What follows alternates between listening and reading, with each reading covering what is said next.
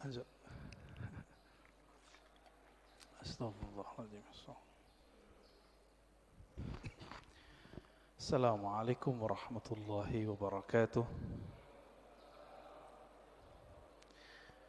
Alhamdulillahi rabbil alamin. Hamdan yuafi ni'amahu yukafi'u mazidah. Asyhadu an la ilaha illallah. Asyhadu anna Muhammadan abduhu wa rasuluh. Allahumma salli wa sallim wa barik ala nabiyyina Muhammad wa ala alihi wa ashabihi wa li baitihi wa dhurriyyatihi ajma'in wa ba'du. Allahumma inna nas'aluka khaira hadzal yawm wa khairan fihi wa khairan ba'dah wa na'udzubika min syarri hadzal yawm syarri ma fihi syarri ba'dah. Bapak saudara, ikhwan fillah, banyak orang mendengar kalam ini. Siapa yang kenal dirinya, maka kenal Tuhannya. Sering dengar ya? Man 'arafa nafsahu faqad 'arafa rabbahu. Siapa yang kenal dirinya, dia pasti kenal Tuhannya, Rabbahu. Imam Ibnu Qudamah itu menyebutkan redaksi yang berbeda. Man 'arafa qalbahu arafa rabbahu. Siapa yang mengenal qalbunya, maka dia akan kenal yang membolak-balik qalbunya, yaitu Allah Subhanahu wa ta'ala. Ada yang bertanya, ini hadis atau bukan? Nah, ini pertanyaannya dua sebenarnya. Ini hadis atau bukan, lalu maknanya apa? Setelah kita teliti, ilmu hadis itu, Bapak saudara makan Allah, jika kita buat pemetaan, ilmu keislaman, bahkan semua ilmu di dunia, itu dapat dirumuskan jadi 4 cara mengetahuinya. Disebut epistemologi. Bahasa Arabnya madarikul ulum. Bagaimana cara mengetahui suatu hal? Yang pertama lewat indera, bukti-bukti fisik. Yang kedua, akal, kita pikirkan, kita tahu. Yang ketiga, kita tes. Yang keempat, pakai spiritual, pakai rohani.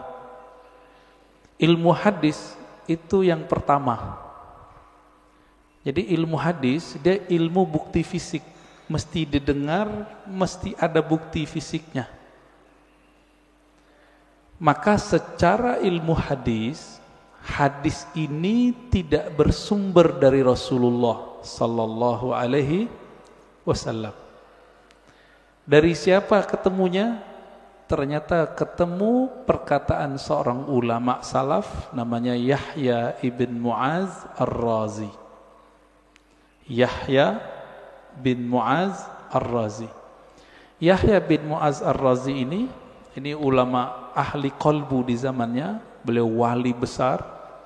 Kalam-kalamnya itu bukan lagi kalam kayak kita. Dia jika berkalam, kalamnya itu hampir mirip dengan kalamnya Nabi sallallahu alaihi wasallam. Sehingga dikira ketika dia berkalam begitu, itu kalamnya Rasulullah sallallahu alaihi wasallam. Itu secara apa? Ilmu hadis. Siapa yang mengatakan itu? Imam Nawawi. Lalu diikuti oleh Imam Suyuti dan imam-imam yang lain. Jadi secara ilmu hadis nggak ketemu di Sahih Bukhari, nggak ketemu di Sahih Muslim, nggak ketemu di Sunan Abu Dawud, Tirmizi, Nasai, nggak ketemu. Ketemunya di perkataan-perkataan ulama.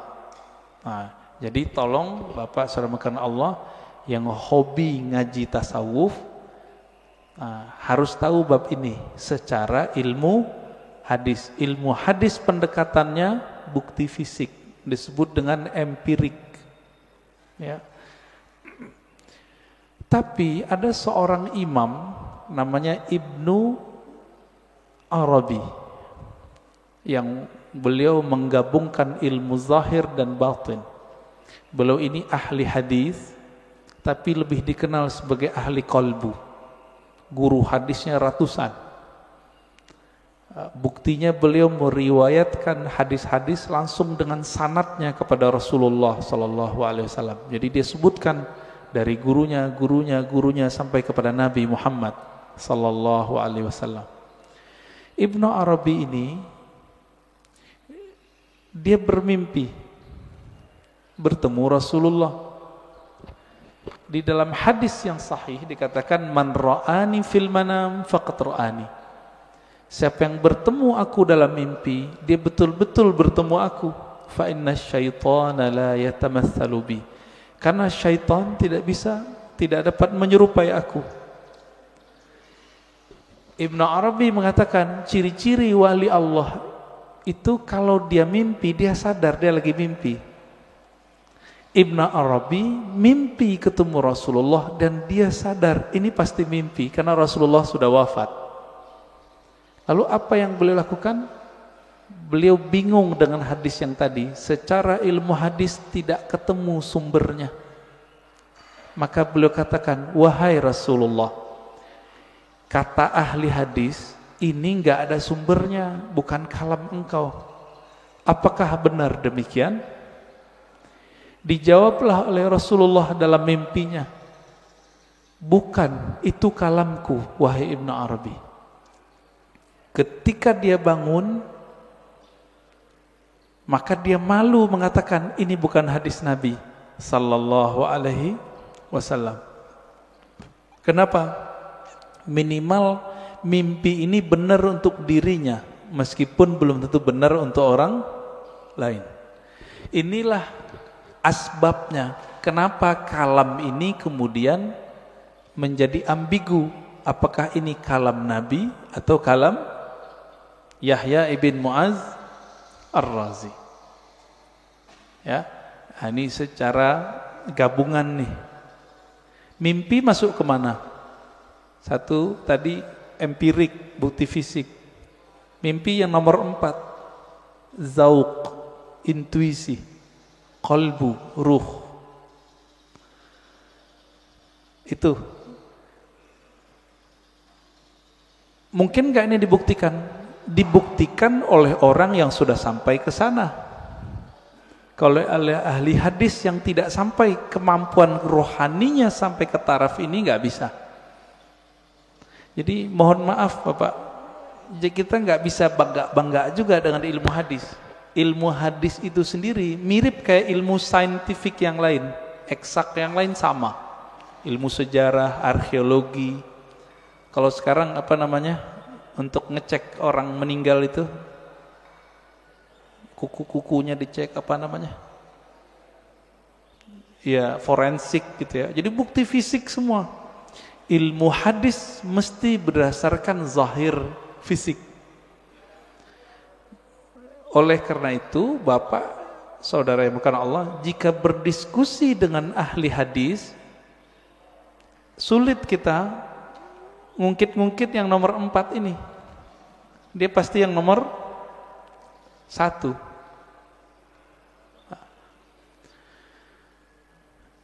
Coba lihat kalamnya. Siapa yang kenal diri, kenal Allah. Isinya benar gak? Bagus gak kalamnya? Bagus. Berarti secara ilmu hadis, tidak semua kata-kata yang bagus, kata-kata yang benar itu kalam Nabi. Secara ilmu hadis banyak Pak. Bahkan tidak semua yang benar itu kalamnya Nabi. Contohnya Monas di Jakarta, benar gak? Saya bilang Nabi bersabda Monas di Jakarta. Jadi palsu gak? Jadi hadis palsu dia Pak. Maka tidak semua kata-kata yang benar, kata-kata yang baik itu pantas dikatakan bersumber dari Rasulullah sallallahu alaihi wasallam. Nah, ilmu hadis begitu Pak, agak kaku. Ilmu hadis ini dia harus dibuktikan. Saya ketemu guru saya ketemu gurunya. Ini sebagai contoh hadis yang paling sering kita dengar. Innamal a'malu bin niat. Hadis ini Imam Bukhari mengambilnya dari ahli Mekah, namanya Humaidi. Gimana ketemunya? Oh, ternyata Imam Bukhari melakukan rihlah sekaligus haji. Bertemulah dengan Imam Al-Humaidi, murid dari Imam Syafi'i. Terbukti, secara ilmu hadis dikatakan muttasil, hadisnya nyambung. Makanya innamal a'malu binniyat, hadisnya sahih, ditaruh di nomor 1 dalam Sahih Bukhari. Imam Bukhari sering mimpi ketemu Rasulullah, iya, tapi mimpinya dia tidak taruh di bab hadis. Ada seorang imam namanya Al-Baihaqi, punya kitab judulnya Syu'abul Iman dan Zuhud. Di kitab beliau menukil kalam Nabi tapi yang didapat orang dalam mimpi. Dan itu populer Pak di masjid-masjid kita, khotib-khotib kita dulu. Tahun 2006 seorang profesor nelfon saya dulu di UIN. Saya waktu itu masih kuliah. Dia telepon, "Ar-Razi, ente ngaji hadis bukan?" "Iya. Saya mau khutbah besok. Tapi bingung ini hadis itu bukan." Wah, kita kaget Pak, profesor masih mau nanya sama mahasiswa. Akhirnya saya katakan, "Hadis apa, Prof?" "Hadis siapa yang hari ini sama dengan kemarin maka dia merugi." Tahu hadis itu ya? Yang hari ini lebih buruk dari kemarin maka dia terlaknat. Saya senyum, "Maaf Prof, itu bukan hadis. Tapi itu kalam Nabi yang didapat oleh Imam Abdul Aziz bin Rawat dalam mimpinya." Kata Imam Baihaqi, qala Abdul Aziz bin Rawat, berkata Abdul Aziz bin Rawat, "Ra'aitun Nabiyya sallallahu alaihi wasallam fil manam yaqul." Aku mendengar Nabi sallallahu alaihi wasallam di dalam tidur berkata. Kata di dalam tidurnya dihilangin oleh khotib-khotib. Sehingga jadinya gimana? Aku mendengar Nabi bersabda, "Siapa yang hari ini sama dengan kemarin fahuwa maghbun." Siapa yang hari ini beda dengan kemarin, lebih buruk dari kemarin, fahuwa mal'un, terlaknat. Nah itu. Ini disebut hadis mimpi. Tapi ingat, hadis mimpi bukan hadis secara ilmu hadis. Tapi kalau versi yang keempat itu hadis Pak. Maka versi keempat hadis Nabi gak berhenti. Sampai sekarang berlanjut. Menurut versi yang keempat. Dari mana buktinya? Buktinya Nabi sendiri mengatakan, siapa yang bertemu aku dalam mimpi, dia betul-betul bertemu aku. Loh, tahu dari mana ketemu Nabi? Kalau ingin dibuktikan, buktikan secara fisik. Baca cerita Nabi, fisik Nabi, Syama'il Nabawiyah, perhatikan mimpinya, sama atau tidak. Ini mazhab ahli hadis. Ahli hadis mensyaratkan jika mimpi ketemu Nabi, mesti karakter yang kita lihat sama seperti yang di hadis. Contohnya, Nabi suka pakai baju hijau, pakai serban, terus pakai tutup, ya, ada yang mirip Sayyid Muhammad Alawi Al-Maliki.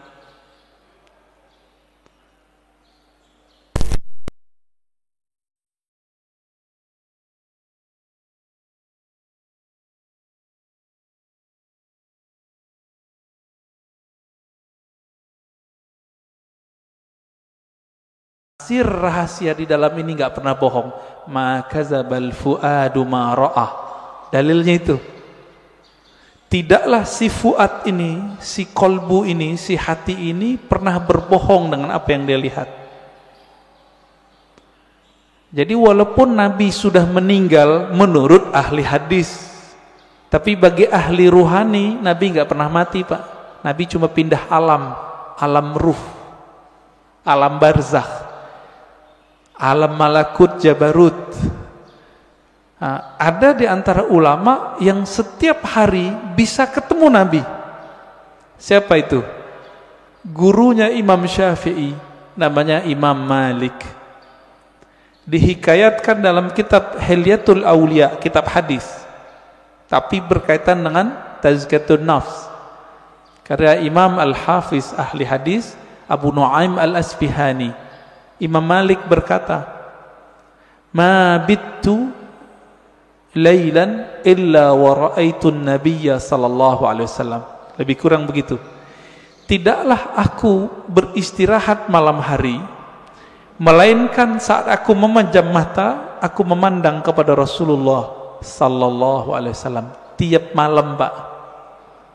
Siapa imamnya? Imam Malik. Tapi Imam Malik ahli hadis. Maka beliau tidak memasukkan hasil dialognya dengan Nabi ke dalam bab ini. Tapi masuk ke bab fatwa, dianggap itu ilham. Beda dengan Imam Ibnu Arabi, beda dengan Imam Ghazali. Mereka menganggap ini juga hadis, tapi hadis-hadis rohani, tidak masuk ke bab ilmu hadis. Disinilah mulai bertengkar, Pak, antara ahli hadis sama ahli tasawuf. Bagi ahli hadis, kalian sesat. Kenapa? Itu bukan hadis Nabi, itu hadis palsu. Bagi ahli sufi, yang sesat siapa? Kalian gak mengerti kok kami dibilang sesat. Kalian gak bisa berkoneksi dengan Nabi, kok kami yang dianggap sesat. Begitu. Maka kemudian oleh Imam Al-Bihaqi, ya, satu tingkatan di atas Imam Ghazali, itu beliau gabung di kitabnya, di kitab Az-Zuhud, ya, di kitab Syu'abul Iman, kalam Nabi baik dalam ilmu hadis ataupun versi ahli qalbu. Bapak saudara makan Allah, kira-kira inilah kenapa ahli hadis susah baikan sama ahli tasawuf, ya. Maka muncullah di generasi berikut ahli hadis yang mereka penasaran dengan ilmu tasawuf. Sebaliknya ahli tasawuf yang penasaran dengan ilmu hadis. Maka di zaman setelahnya muncul sufi muhaddis, muhaddis sufi. Muncul begitu. Ini terlihat dari imam siapa? Imam As-Subki. Dia ahli hadis juga murid Ibnu Athaillah Sakandari, pengarang Hikam. Ini kitab kecil yang saya bawa, Ibnu Qayyim, dia ahli hadis, belajar tasawuf. Muncullah kitab-kitab tasawufnya banyak sekali. Madarijus Salikin, Al-Wabilus Sayyib, Iddatus Sabr, Raudatul Muhibbin. Banyak sekali kitab tasawufnya. Puncaknya nanti ada pada Imam Murtada Zabidi, ahli hadis juga ahli sufi. Terlepas dari itu, Bapak sarmakan Allah, perbedaan itu sampai sekarang masih ada, ya. Makanya sekarang istilah ahli hadis ini diambil oleh sekelompok orang dan menamakan dirinya kelompok sunnah. Boleh nggak? Ya boleh-boleh aja. Tinggal bukti aja sanadnya, ya. Punya sanad nggak kepada Rasulullah sallallahu alaihi wasallam? Karena ilmu hadis ilmu sanad. Nggak punya sanad, kazzab, maka dia pembohong. Lalu benarkah kalam man arafa nafsahu faqad arafa rabbahu? Kita sudah katakan tadi, itu benar. Terlepas dari ini kalam Nabi atau bukan, kalam ini sudah menjadi kaidah dalam ilmu tazkiyatun nafs, ilmu tasawuf, ilmu kerohanian. Lalu apa maknanya? Siapa yang kenal dirinya, maka dia kenal Tuhannya. Antum nih teman-teman, namanya misalnya Abdullah, dikasih bapaknya Abdullah. Mengenal diri itu mengenal tubuh si Abdullah atau kenal yang mana? Sekedar mengenal jasad? Tentu tidak. Lalu kenal apa ini? Kenal yang mana ini? Bukan yang jasad ini. Kan banyak juga Pak, anak-anak udah 7 hari nggak punya nama. Bapaknya datang ke kita, Tat, kasih nama dong anak saya. Berarti nama jasad ini itu bisa dibuat, bisa dirubah Pak. Sebelum kita masuk ke tubuh ini, kita punya nama. Benar nggak punya nama? Kita lahir di dunia, yang ngasih nama siapa? Orang tua, guru. Sebelum kita masuk ke dunia ini, kita di alam ruh. Allah mengatakan, alastu birabbikum, bukankah aku Rabbmu? Allah memanggil kum, kamu. Berarti kita ada nama Pak. Cuma nama ini disimpan di dalam dada Rasulullah Sallallahu Alaihi Wasallam. Kita nggak tahu. Ditanyalah oleh orang Bani Israel, orang ahli kitab, ya Muhammad, apa itu ruh? Turunlah ayat yas'alunaka 'anir ruh. Mereka bertanya kepadamu mengenai ruh. Katakanlah ruh itu urusan Allah. Kamu tidak diberi ilmunya kecuali sedikit. Sedikit di situ, wa ma utitum minal ilmi illa qalila. Sedikit menurut siapa? Menurut saya, menurut Nabi, menurut Bani Israel, atau menurut Allah? Menurut Allah. Maka sedikit menurut Allah itu banyak menurut kita. Orang kaya di Indonesia bilang, saya ngeluarin uang dikit, dikitnya itu udah 100 triliun Mbak. Apalagi raja di raja alam semesta ini, Rabbul Alamin, Allah Subhanahu wa Ta'ala. Ilmu ini disimpan dalam dada Rasulullah. Ada sahabat yang dikasih tahu, ada yang tidak. Maka Nabi itu bisa ngerti Pak, dengan izin Allah. Ada orang nih jihad, kayaknya paling kuat, kayaknya paling banyak bunuh musuh, tapi Nabi mengatakan finnar, finnar, masuk neraka, masuk neraka. Kenapa? Nabi tahu namanya sudah ada di neraka, nggak dihapus dari neraka. Ternyata benar, orang ini beramal cuma dengan fisiknya, ruhnya tidak beramal. Ruhnya gak beramal Pak. Jadi ketika disebut siapa yang kenal dirinya, maka kenal Tuhannya. Diri yang fisik, yang mengenal diri fisiknya, dia baru mengenal perbuatan Allah. Disebut ma'rifatul af'al, mengenal perbuatan Allah. Ajaib gak kelahiran manusia? Penciptaan manusia ajaib gak? Ajaib Pak. Kok bisa-bisanya ada makhluk hidup di perut seorang perempuan? Itu ajaib itu. Saya mau tanya nih yang udah nikah, yang punya anak, itu antum yang menciptakan anak?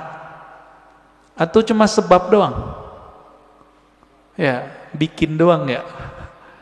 Tapi kita nggak yang gedein, yang mengembangkan biar kasih tulang, enggak. Ya, coba tanya sama yang udah pernah hamil. Ibu-ibu yang udah hamil tanya. Ajaib itu. Maka mengenal diri yang fisik mengantarkan kepada ma'rifatullah level 1. Apa itu? Ma'rifatul af'al, ma'rifatu af'alillah, mengetahui perbuatannya Allah Subhanahu wa Ta'ala. Itulah yang dibahas dalam surah Al-Mu'minun itu, ya, ayat 11 ya. Begitu juga di surat Ar-Rum ya, sebelum ayat tentang pernikahan itu kan tentang penciptaan kita semua. Dari nggak ada jadi ada, dari tanah kok bisa jadi hidup, kok tiba-tiba bisa melawan kepada Allah. Itu dia, namanya ma'rifatu fi'lillah. Jadi kalau ada ahli biologi, ahli ilmu-ilmu eksak tidak mengenal Allah lewat ini, lewat dia, berarti dia tersesat. nggak mengenal Allah. Itu satu.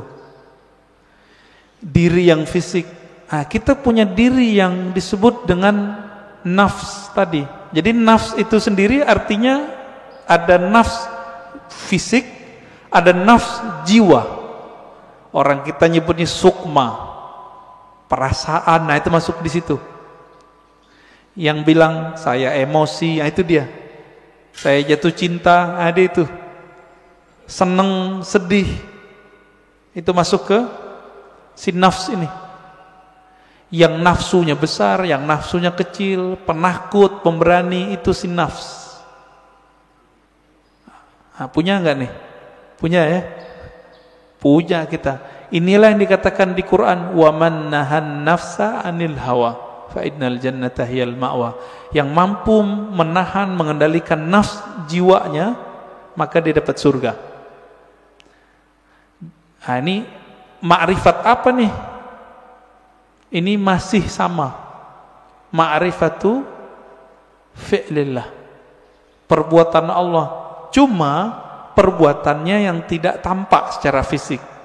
Jadi perbuatan Allah ini kan ada yang tampak secara fisik, ada yang tidak tampak. Ini masih sama. Ilmu untuk memahami ini disebutlah ilmu tazkiyatun nafs. Jadi tazkiyatun nafs itu baru cabang dikit dari tasawuf. Karena orang alergi dengan ilmu tasawuf, nggak mau mereka nyebut istilah tasawuf. Takut ditinggal jamaah. Kalau ustadz udah takut sama jamaahnya, terus jamaah takut sama siapa dong? Ya. Kalau si ustadz udah bergantung kolbunya kepada jamaah, lalu jamaah menggantung kolbunya sama siapa?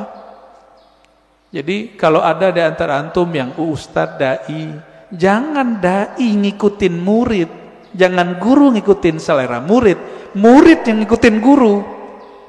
Gitu seharusnya. Kalau enggak, itulah yang Nabi lakukan. Nabi enggak diikuti oleh ahlu Mekah, maka beliau berhijrah. Berhijrah beliau. Menjaga idealisme seorang guru. Nah, ini perlu, Pak. Itu diperlukan ma'rifat yang ketiga, mengenal diri yang qalbiyah, diri kolbu. Yang mengenal diri kolbu, nah, kolbu kita, nah, di kolbu ini kalau nafsnya rusak, dia ngefek ke kolbu. Nafsnya nih punya karakter bengis, kolbunya hitam. Nafsnya suka bangkang, kolbunya hitam, meradang dia, Pak. Kalau kita meradang mulut, sariawan bisa menikmati makanan enggak? Enggak bisa. Makanannya kolbu adalah zikrullah, baca Quran, sholawat. Kalau sudah meradang itu kolbu, dibawa sholat enggak enak. Dibaca Quran pun kita mikir, enaknya apa ya baca Quran? Kalau kolbunya lagi rusak, rasain aja Pak sendiri. Zikir, katanya zikir menenangkan jiwa, kok enggak tenang-tenang? Malah tambah bingung, malah tambah syak. Zikir itu bening, bener gak? Zikir bening, Pak. Kolbu itu wadahnya zikir, sehingga nanti dia bisa menyantap. Wadahnya lagi kotor, bersihin dulu, diobati dulu, baru dia bisa menikmati. Masalahnya sudah bertahun-tahun nih kolbunya berkarat, bener gak? Nah, bersihinnya pakai apa, Pak? Itu yang disebut taubat nasuha.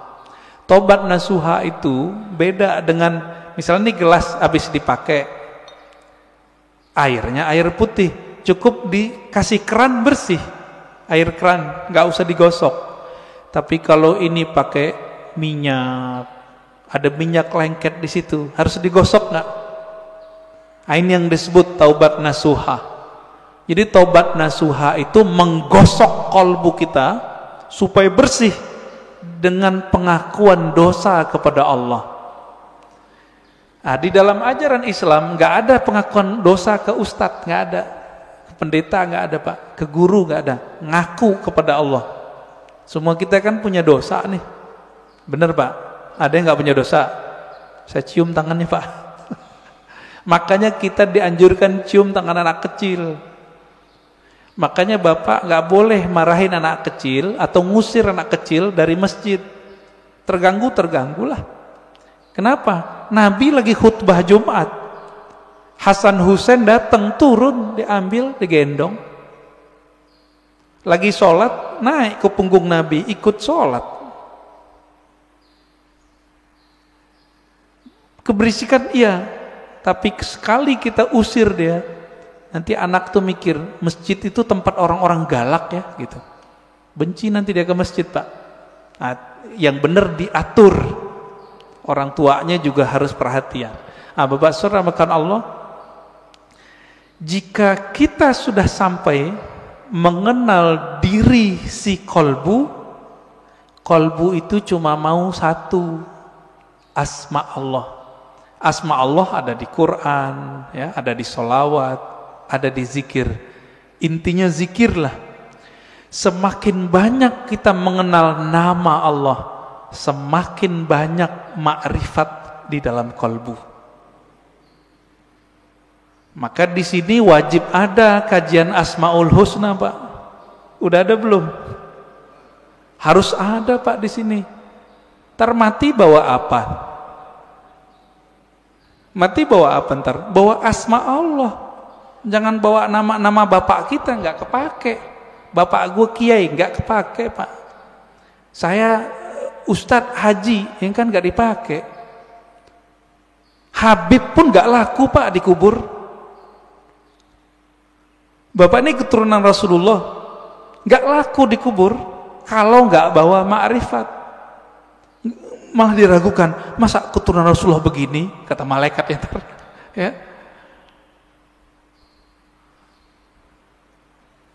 Kalau nanti Rasulullah bawa syafaat mungkin, tapi kan malaikat Mungkar Nakir ini seperti orang yang jaga depan kantor Pak. Dia nggak mau tahu, yang lewat dia periksa, bener gak? Bapak Saudara makan Allah, ma'rifat qalbu itu hanya dengan mengenal nama dan sifat Allah.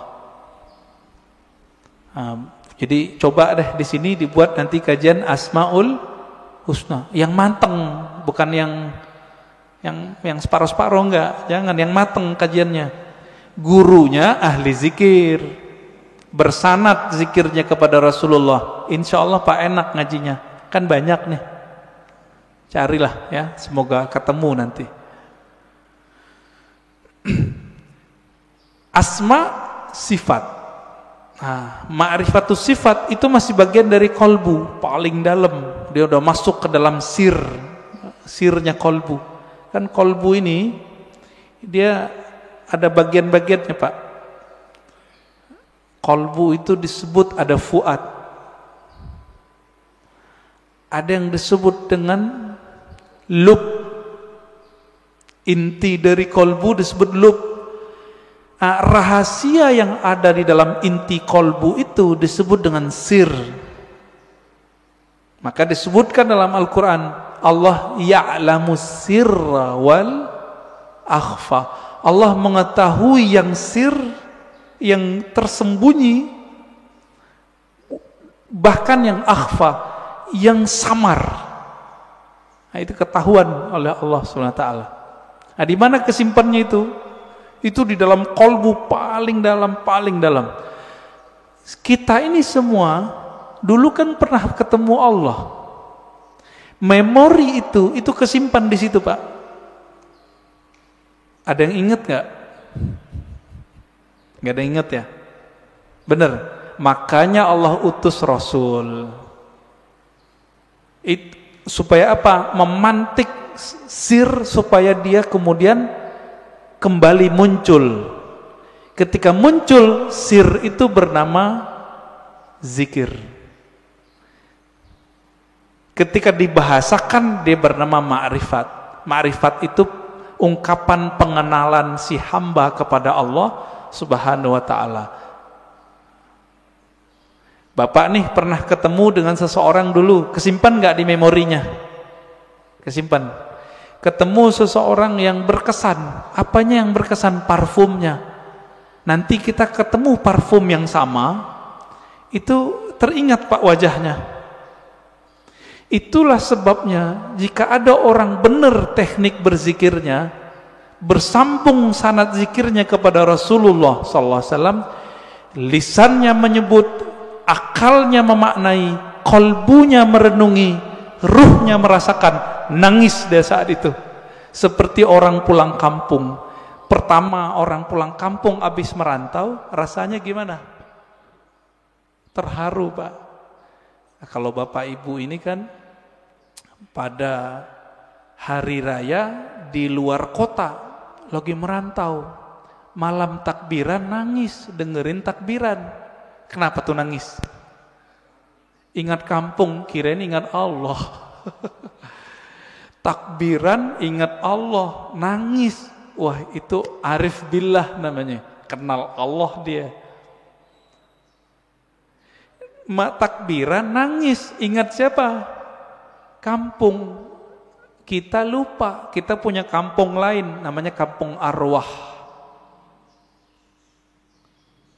Lupa apa ya? Kampung arwah. Ngapain si arwah di kampung itu? Dia menatap Allah Subhanahu wa ta'ala. Dia menatap Allah Pak. Supaya dia bisa menatap Allah lebih dekat, apa yang dia lakukan? Dia mendekat kepada nur sumbernya. Itu yang disebut nur Muhammad. Jadi dulu itulah yang dikatakan oleh Nabi, kuntu nabiyan, aku sudah jadi nabi, Adam belum dicipta, udah jadi nabi di alam ruh. Makanya roh-roh itu mendekat semua kepada Rasulullah supaya bisa tetap dekat memandang Allah Subhanahu wa ta'ala. Itu Pak maknanya. Itu kalau kita punya ruh yang bercahaya, pasti rindu ingin mengenal ilmu ini. Pengen mengenal ilmu ini. Itu yang bikin orang nangis, nangisnya permanen Pak. Tangisan itu yang bisa memadamkan api neraka. Kalau tangis yang malam takbiran tadi enggak. Itu mah tangis pulang kampung. Mau pulang gak ada duit. Atau kayak tahun-tahun ini kan mau pulang kena Covid. Dompetnya Pak kena Covid. Gak bisa pulang, nangis. Itu nangis apa? Teringat kampung fisik.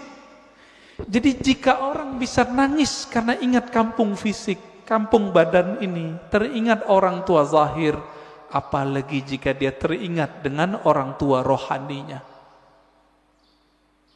Sering dengar nggak istilah Nur Muhammad? Ya, masih ingat disebut apa? Nur Muhammad itu Abul Arwah, bapaknya sekalian roh. Maka ketika ruh itu rindu ke siapa? Dia rindu sama ayahnya. Itulah kenapa kalau solawat jadi wajib dalam solat. Allahumma salli ala Sayyidina Muhammad. Ini orang malah debat, nggak boleh pakai Sayyidina, boleh pakai Sayyidina. Itu mah debat biasa itu. Kolbunya, ruhnya rindu nggak kepada Rasulullah? Nah, kalau sudah sampai ke sana, dia sudah sampai ke ma'rifatur ruh. Mengenal ruh dari mana dia berasal. Dulu dia bersama siapa. Nah, ini kabar gembiranya Pak. Ruh kita ini, dulu ngapain di sono, sekarang diulang aktivitasnya. Kalau dulu Bapak di sono suka mendatangi Nabi, suka mendatangi orang yang dekat dengan nur Nabi itu, maka sekarang Bapak pasti suka dengerin pewaris-pewaris Nabi. Pasti cinta sama zuriat Nabi. Nah, orang-orang yang dulu mencintai Rasulullah di sana, di alam ruh itu, dia cinta kepada nur Nabi. Maka Allah kasihlah dia fisik di dunia bernama Habib. Atau ulama, dua aja. Habib atau ulama. Jadi kenapa Habib terlahir sebagai Habib, Kiai sebagai Kiai, Gus sebagai Gus, Ajengan sebagai Ajengan? Karena dulu nurnya mengagumi nurnya Nabi sallallahu alaihi wasallam. Itulah makna hadis al-arwah junudun mujannadah, hadis sahih Muslim. Ini syarahnya jarang orang menjelaskan ini. Roh itu dia berbaris-baris seperti tentara. Nah, dulu nih Bapak kalau dibukakan pintu kolbunya, itu bisa lihat Pak, dulu kita seperti ini di sono, ngumpul Pak seperti ini. Bapak kenapa sebut masjid ini Masjid Nabawi? Karena merindukan Nabi sallallahu alaihi wasallam. Semoga para pewakaf, pendiri, pengurus diberkahi oleh Allah, diberi rindu kepada Rasulullah. Bahkan sebelum wafat Allah kasih mimpi ketemu Rasulullah sallallahu alaihi wasallam. Amin. Pasti bisa Pak. Rasulullah kan nggak mati beliau, cuma pindah alam. Kalau kita bisa mati sebelum mati, bukan bunuh diri loh Pak ya. Mati sebelum mati itu apa? Mampu memilah ini alam jasad, ini alam pikiran, ini alam kolbu, ini alam ruh. Mampu dia berzikir, bertahan, bisa dia ketemu Rasulullah sallallahu alaihi wasallam. Bisa Pak. Dulu Sayyid Muhammad Alawi Al-Maliki kalau mau ngapa-ngapain itu nanya sama muridnya, masih hidup, saya nggak usah sebut namanya, kalau disebut ntar jadi orang mengkultuskan beliau nanti. Orang kita Pak, Jawa Tengah kalau nggak salah ya, Kiai Fulan,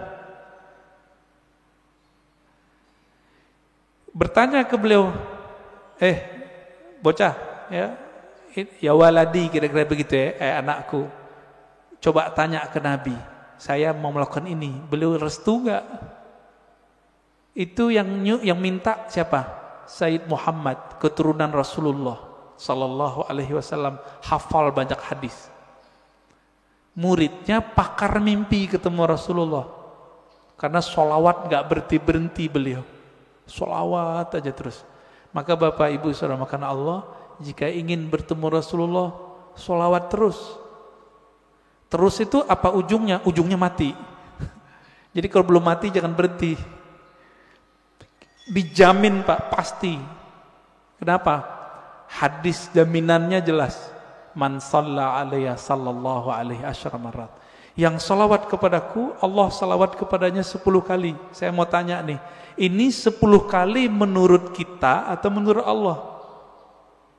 Coba lihat bahasa Arabnya. Sallallahu alaihi. Allah bersolawat kepadanya 10 kali. Berarti menurut Allah atau menurut kita?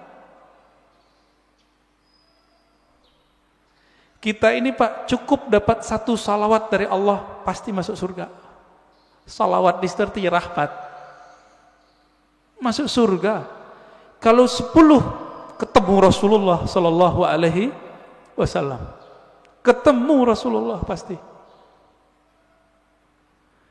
Maka Nabi mengatakan, ini garansi Rasulullah, orang yang paling dekat kepadaku nanti siapa? Aksaruhum salatan, yang paling banyak bersolawat kepadaku. Inilah media kalau mau ketemu Rasulullah. Bisa. Siapa yang bilang gak bisa ya? Nabi mengatakan nanti di akhir zaman ada Dajjal. Seandainya aku hidup saat itu, akulah hajijun alaikum, akulah pembela kalian. Secara fisik Nabi gak ada Pak, tapi kan pewarisnya ada. Pewarisnya itulah disebut Al-Imam Al-Mahdi. Imam Mahdi, apa kata beliau? Namanya seperti namaku. Nama dalam bahasa Arab ismun. Ismun artinya tingkatan dan kemuliaan, bahkan ilmu.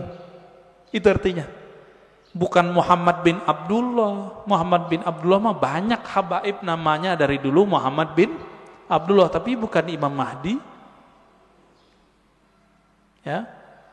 Ini sekarang banyak yang kajian akhir zaman tapi terjebak pada riwayat ahli hadis fisik, tidak mempertimbangkan ahli rohani.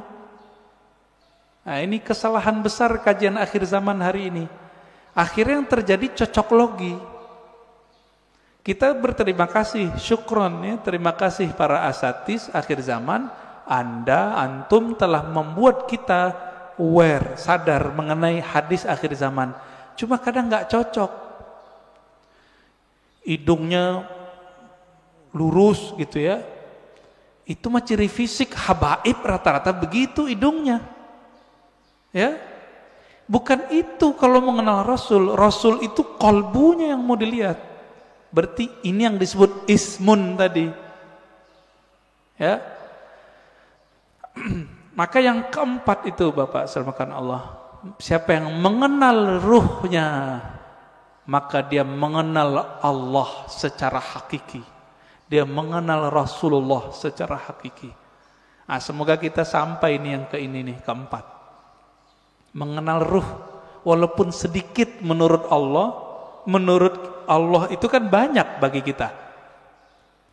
Setetes saja Allah beri, itu udah lautan bagi kita, ya. Nah, caranya banyak-banyak aja Pak, sholawat. Bapak ini kan mohon maaf ya, pemalas ngajari guru, maunya didatangin guru mulu, ya enggak? Carilah guru yang bisa mengajarkan zikir ma'rifatullah. Nanti diajarin Pak cara berselancar kepada Allah. Tapi kalau masih males, udah sholawat aja dulu. Nah, nanti sholawat ini nurnya akan membimbing kita, insya Allah ya. Jadi lebih kurang makna ringkas dari man arafa nafsahu faqad arafa rabbahu, 4 level ini ya. Tinggal dilihat kita bagian yang mana ya. Semoga kajian ini bermanfaat. Silakan kalau ada tanya jawab ya.